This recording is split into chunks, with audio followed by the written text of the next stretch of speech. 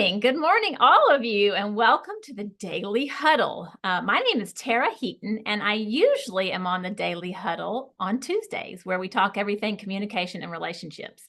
But I'm excited about today because I was asked to stand in on Friday, and Friday is leadership.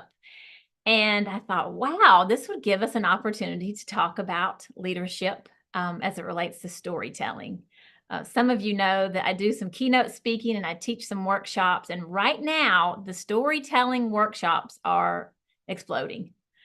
People they want more and more of it. And I think I have a deep understanding of why. So I'm going to kick us off with we're going to talk a little bit of why, stories for leaders, and then a little bit of when. And of course, I teach the how and the art, but today we're going to focus on why and when should a leader tell a story.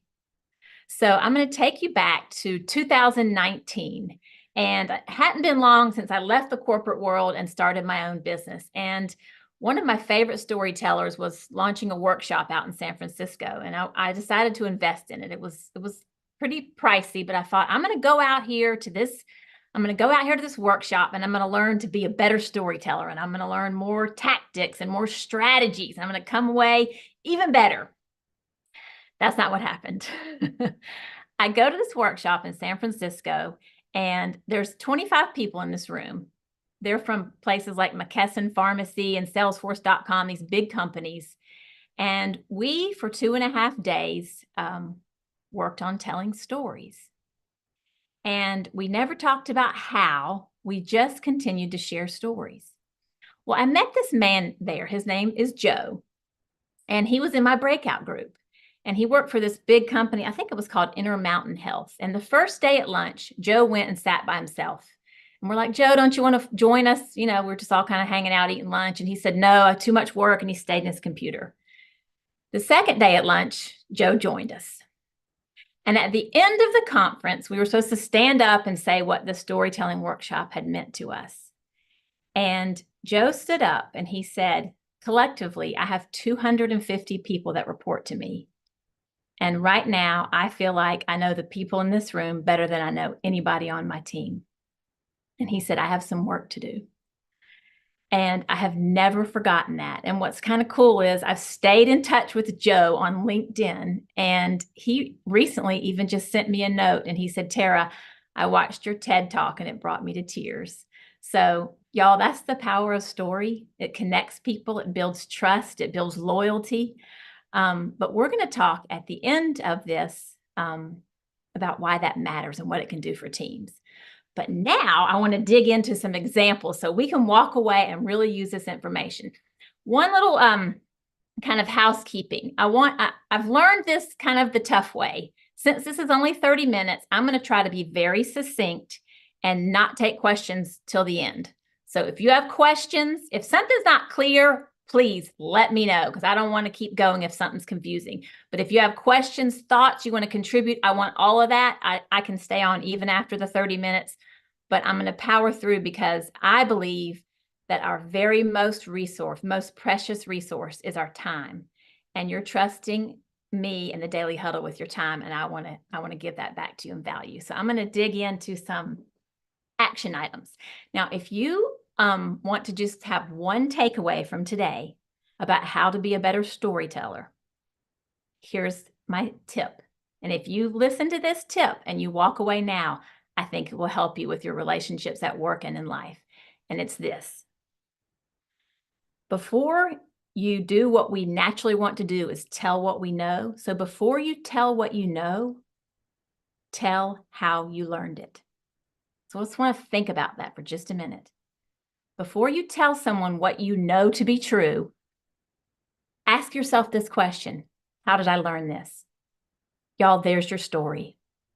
There's your moment when something was tough, when you didn't believe in yourself, when you thought you couldn't go on any farther, whatever the case may be, whatever it is that you're wanting to teach someone, we have this tendency, and it's a beautiful tendency. We want to give and be generous by sharing with people. Here's what I've learned. Here's how I can help. I want to solve and solution for you. But if we don't have a connection with people, that sometimes can come over as offensive. So I'm just going to say it probably 5 more times, but I'll say it one more time right now before I dig into examples. Before you tell someone what you know to be true, ask yourself how you learned it. There's your story. All right, so let's get into some examples of stories with leaders, okay? Here's some that we're going to talk about today, but the list, I tried to shrink this list and it just kept getting longer. So this is what we're going to focus on today. If you're in a place where you want to advise, if you're giving feedback, if you want to encourage, or if you want to teach a lesson, those are all great examples of times to tell stories. Oftentimes, especially I think in a leadership role, we believe that listening is what we need to do. I don't want to dismiss listening, but we also need to share in order to build trust. When I talk about this, some folks take their brain to, oh, so we can have compassion. That's not the purpose. It's a benefit, but it's not the purpose of letting people in. It builds trust when people see that we too are human. All right, so let's go first with advising, okay? So I'm going to give some scenarios and tell some quick little stories and anecdotes, and then I definitely would love to have some conversation with you all. Let's talk about advising. So I'm going to give an example. You're a supervisor to a newish employee, okay? He comes in, sits down, and he says, Lauren, my mom's ill and we're really close and I'm really struggling to keep up and to be here all the time. So Lauren could say, Maxwell, don't worry about it. Family comes first. You go do what you need to do. We'll be here when you're ready for us. That's the kind of first gut inkling. And then Maxwell could walk away thinking, it's a pretty cool boss. I wonder if she meant it because he doesn't know her very well, right? Or we could say, wow, Maxwell, I'm sure sorry to hear that. Let me know if you need anything. And then we get back to work. So here's another way to approach a conversation like that. Someone comes in, Maxwell comes in, he says, I'm really worried about my mom. She's ill and we're really close. Rather than jumping to the solution or even jumping to a story, what I encourage us to do is to jump to ask for a story. So if Maxwell said we're really close, it might be wise to sit down and invest in this person, invest your time by asking them, you said you and your mom are really close. Tell me one of your favorite memories with your mom. Now, how much time is that going to take? 5 minutes? That's investing in the person. And then you have an opportunity to share a story. So Maxwell has come to you. He's not sure what to do about work. And I would say something like this, Maxwell, I lost my mom in 2016.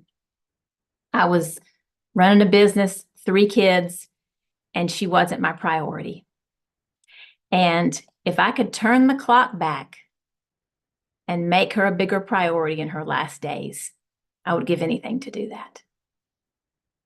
That's a story. How long did that take me to tell? 20 seconds? That builds trust. That makes the person believe that you really mean what you say. So again, I could have said to Maxwell, I learned that when you don't put family first, you're going to regret it. Great. But the lesson here is what? Before you share what you learned, ask yourself how you learned it, and there's the story. Cool? All right. Any questions on that? We're going to move on to some more examples before I ask y'all to chime in with your stories. Okay, let's talk about feedback. Feedback can get sticky. So there's so many examples of when we're sitting down with someone that we work with and it's time to give feedback. Here's the good, the bad, and the ugly. We tend to want to go to that compliment sandwich, which we're not going to do. Again, stories are a great way to really help somebody to take the feedback and put it into action. So I'll give an example again from my world. Let's say someone comes to you and you know that their ability to manage their time is atrocious. Now, I can relate to this because I am not naturally organized. So time management can be a challenge for me. So let's say I'm talking to, let's see, who would I be talking to? Jenno, I'm talking to you and I'm worried about your ability to manage your time. I might say this, Jen, can I share something with you? 2 years ago, I was running a business. very competitive business, 3 children, and one of my children had epilepsy. And we decided that the medications weren't working and we were going to do something called the ketogenic diet, which everybody knows what that is today. But back in those days, it was a huge undertaking because there was not all this carb-free garbage that's on the market today. And so we went and we drove to Baltimore, Maryland, to Johns Hopkins. We had the appointment and we came home with this enormous list and all these directions on how to put my daughter into ketosis. I asked myself, how in the hell am I going to add this project to my plate? Now, if any of y'all know me or any mom who's trying to save their child's health, I freaking figured it out, didn't I? That little girl was in ketosis without one error for 4 months, and it didn't help her seizures. But the point of the story is that I found the time because it was a priority. I really had to dig to assess my priorities, and I let some things go. So again, feedback, if you're talking with especially someone who reports to you and you want to encourage them to make some changes that will help their performance, share a story that highlights that lesson. So again, what's the common theme here? Before you tell somebody what you know, I could have said, I learned to assess my priorities a long time ago. Assess your priorities. Let's get down to business. Or you can share a story. You can invest time, make that connection, show your vulnerable side, and they'll walk away not forgetting that story and put it into action. I believe this, and I've seen it to be true with teams. So all right, let's move along to a few more examples, and then I can't wait to hear what you guys are thinking. All right, so one thing that I think stresses folks out about storytelling is this. Some people will say, well, I'm just not a natural storyteller. Nor am I. It's a practice. And I have a lot of techniques and strategies how to make it a practice. But one of those is when you have lessons that you know that you want to share, it just takes some research or some work. And it begins a practice when you just stop and continue to ask yourself that same question. How did I learn this? Sometimes we learn things from other people's stories. So all the stories don't have to be about you. A lot of folks will say, I don't have a story. Now I'm going to challenge that because we all have hundreds of stories. Any moment in time that changed us is a story. But sometimes it's fun to share fables, and it's fun to share stories that aren't ours. So I have uncovered a new story that I'm going to share with you all that I think would be a really cool way when you're trying to encourage someone. I work with some startups. As y'all know, startups can be kind of hit at the knees over and over again. I mean, you have got to have grit to hang in there with a startup, because they continue to be disappointed and they have to climb back. And so if I were sitting with someone who was feeling defeated, I might share this story. And I just uncovered it recently. It is about a man, a Japanese mechanic. I have my notes because this is a new story. A Japanese mechanic named Soichiro. He was a poor dude back in 1937 working as a mechanic, but he was ambitious. So Soichiro decided that he was going to start a piston rings company. He started this company and he built it so that he got a contract with the big behemoth Toyota. Okay, so here's Soichiro. He's got a contract with Toyota to use his piston rings.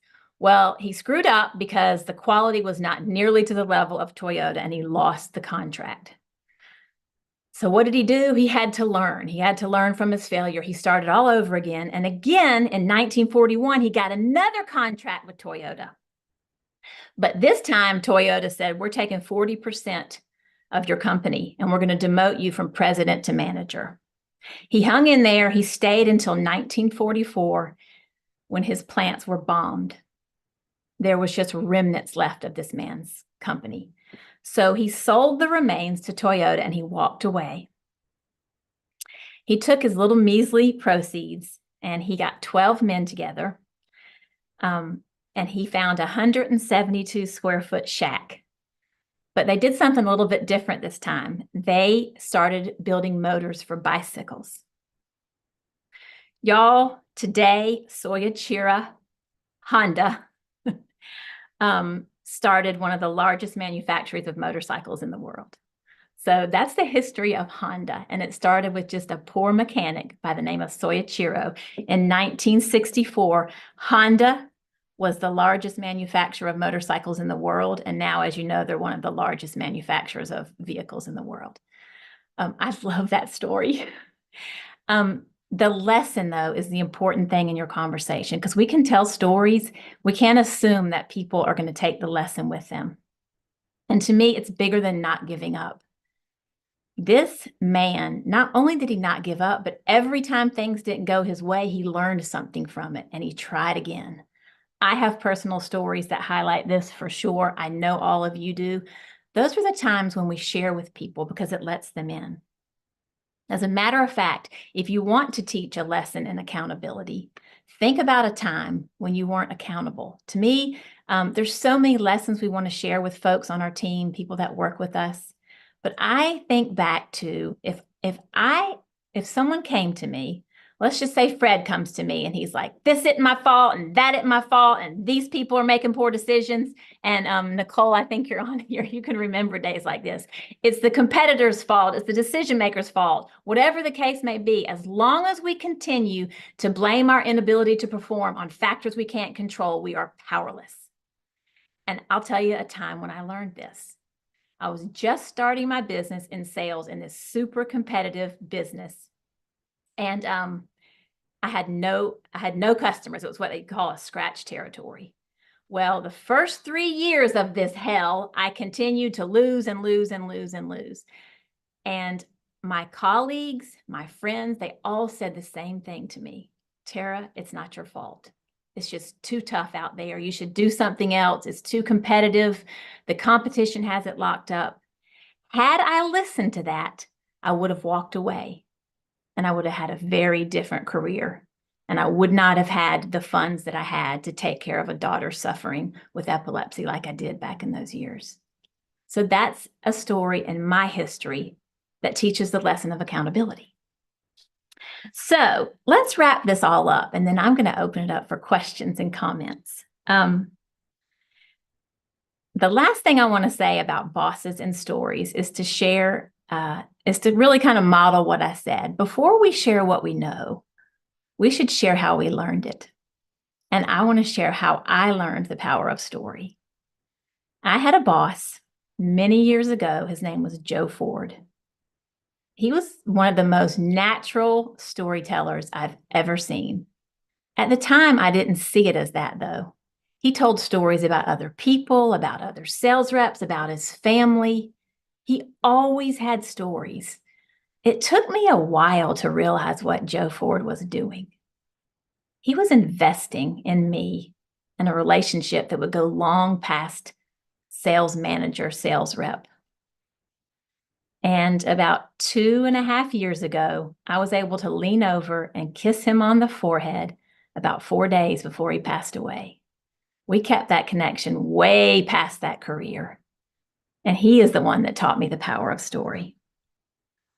So the question of today was, why do great leaders tell stories? And I think I partway answered it, but I want to put a little bit more clarity around it. And then, as I said, hear from you all. I mentioned that when we tell stories, it builds trust and it builds connection. Why does that matter? I mean, can't we just go to work, do our job, listen to people that want to be listened to, and get back at it? We can.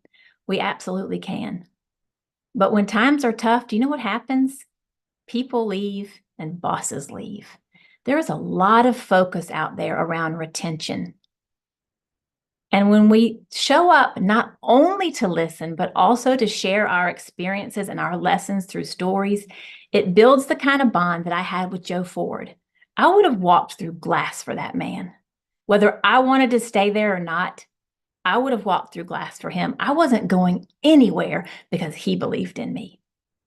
That's the power of story. It grows performance and it helps people to grow.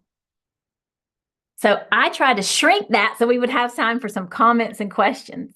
I'm going to put it on gallery. And you know what, before, while I'm waiting for your questions and comments, I'm going to share a screen And this was super short, but I do have some gifts for y'all. So I would love for y'all to scan that, put in the code, and give me your thoughts. And I have some gifts for you if you will do that.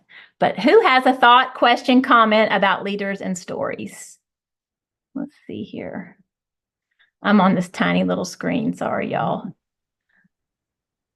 I have a question about putting it into practice. Okay.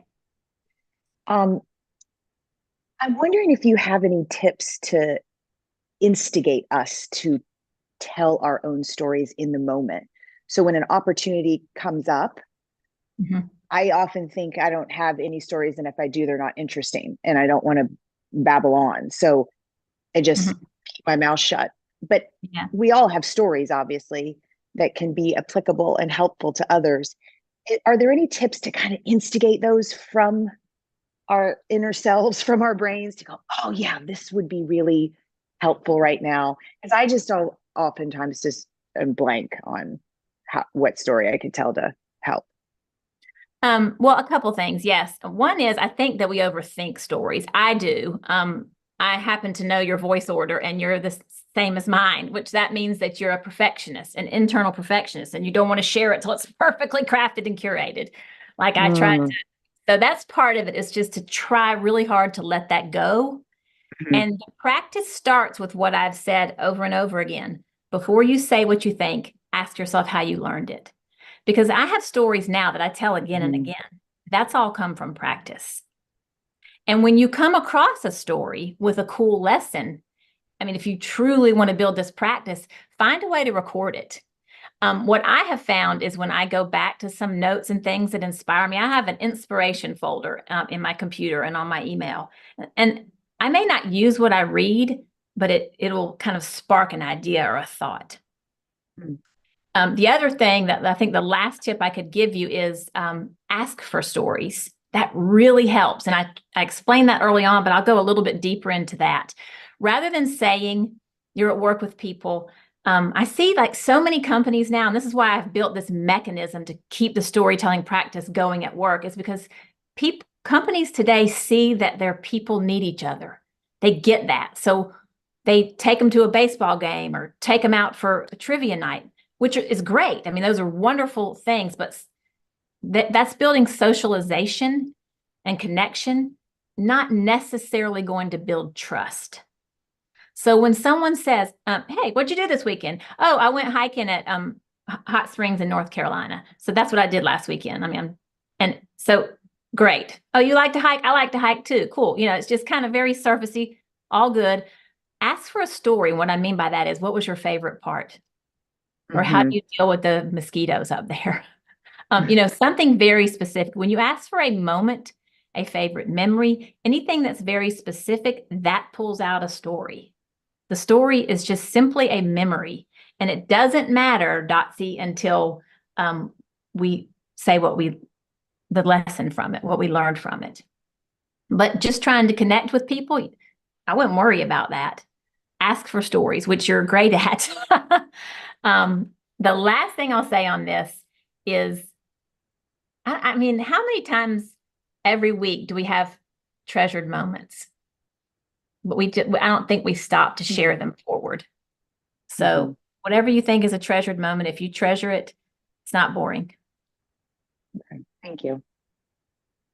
Okay. I'm going to stop this because I can't see y'all. And we're almost at time, but I'm going to see if anybody else has any thoughts. Maxwell, hi. Good morning, Tara. Great to see you. Ew. That Honda story gave me chills. I love it. I got to perfect it. It's a great story. Yeah. I was wondering if you could speak to storytelling in a written form. So I'm sure there's a few other authors on the call too. But when I was writing my first book, I opened the book with a prologue of a story about my life. And then each section opens with a story about how I discovered what I'm about to teach or what I'm about to reveal to them.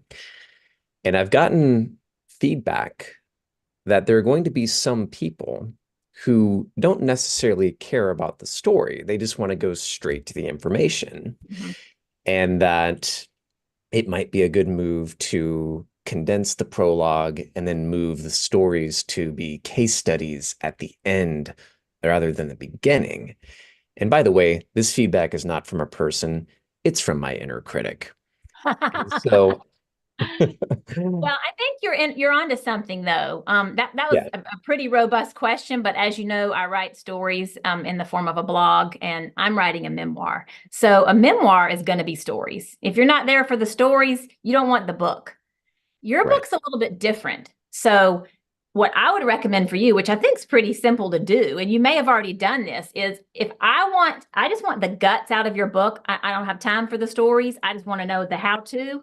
Make sure that that book can be flipped through and you can see it in bold. It's on fresh pages. It's at the end of every chapter, somewhere where somebody can go get that. They don't have to read your prologue if they don't want to. Sure. Sure. Okay. I can talk about writing all day long because I'm working so hard on that craft. But I think to answer your question, I would just make sure that if there are people that show up for your type of book that aren't there for the stories, make sure they can get what they want. Awesome. Thank you. Yeah, yeah. Let's see. Any other comments or questions? Hello, lovely Mrs. Gupta. I'm so happy to see you. I'm so glad y'all were here today, and I Yeah, would encourage you. Yes. yeah. Did I hear So, something? Oh, yeah. So the session has been very impressive. And one question I have is, sometime when you tell a story, the other person may take it like you are boasting about yourself or something. How can we avoid that?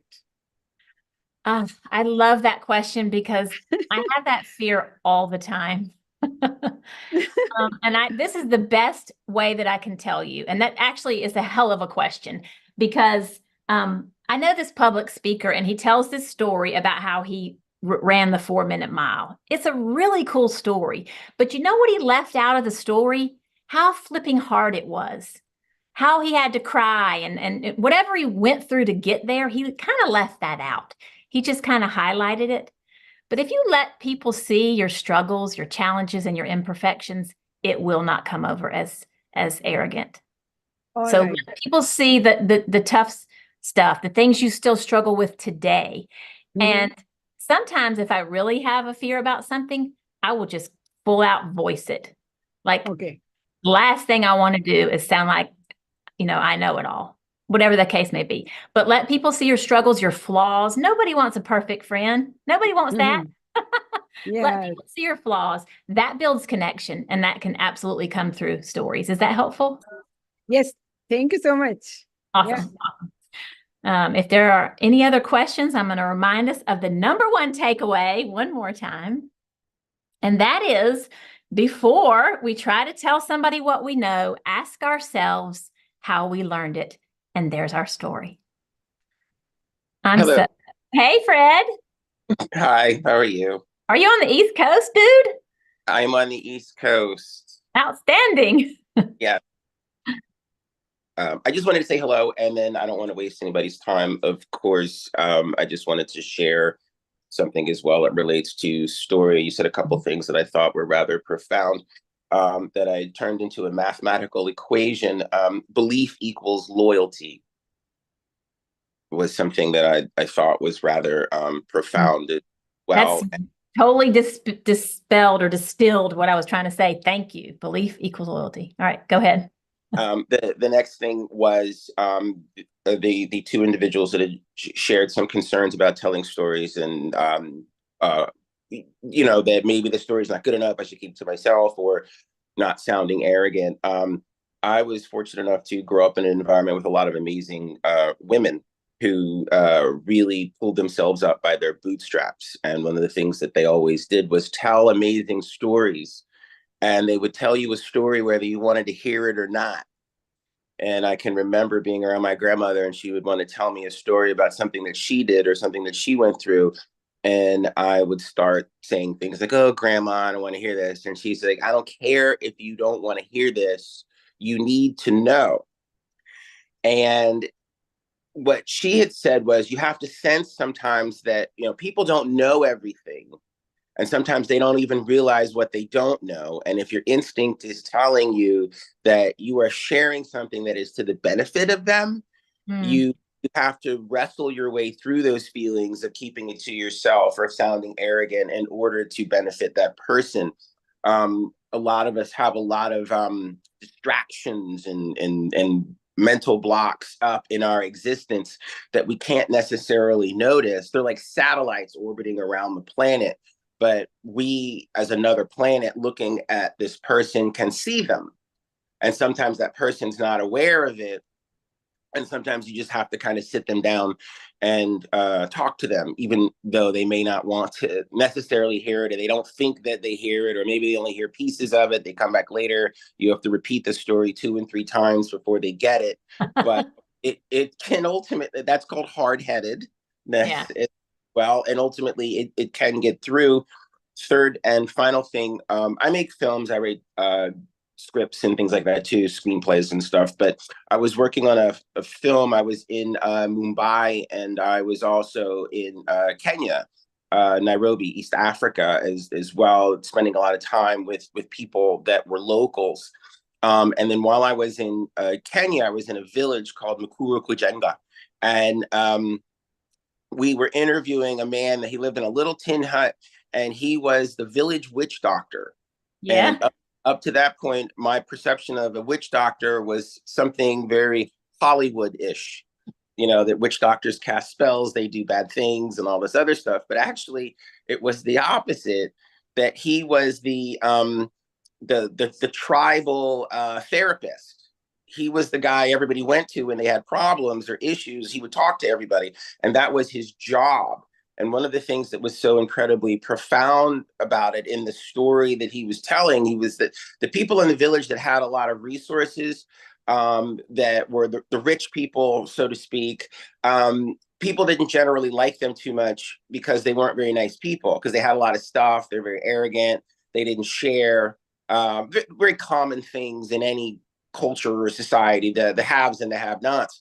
The people that people valued in the village were the people that gave back.